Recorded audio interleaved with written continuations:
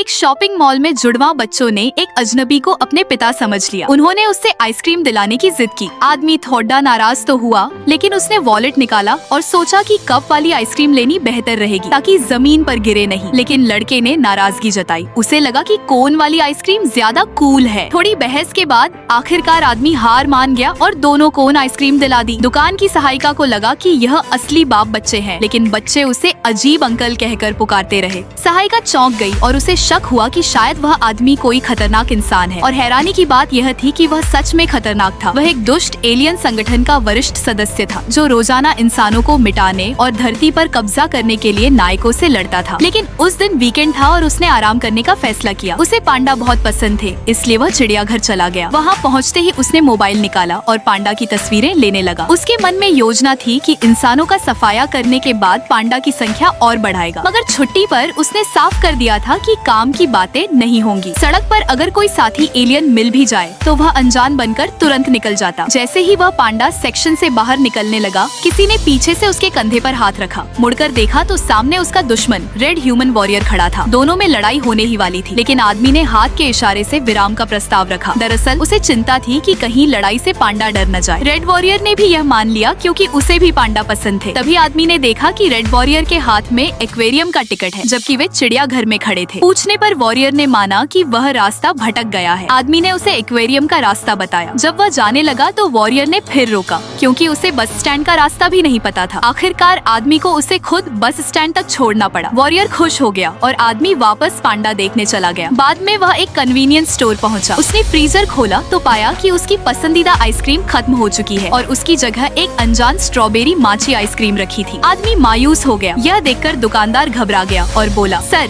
ये भी बहुत स्वादिष्ट है। मजबूरी में आदमी ने वही आइसक्रीम खरीदी और दुकानदार ने चैन की सांस ली। घर लौटकर उसने ऐसी चालू किया और आराम से पूरी आइसक्रीम खा ली। स्वाद इतना अच्छा लगा कि उसने सोचा, इंसानों को नष्ट करने के बाद भी इस कन्वीनियंस स्टोर को जरूर बचाऊंगा।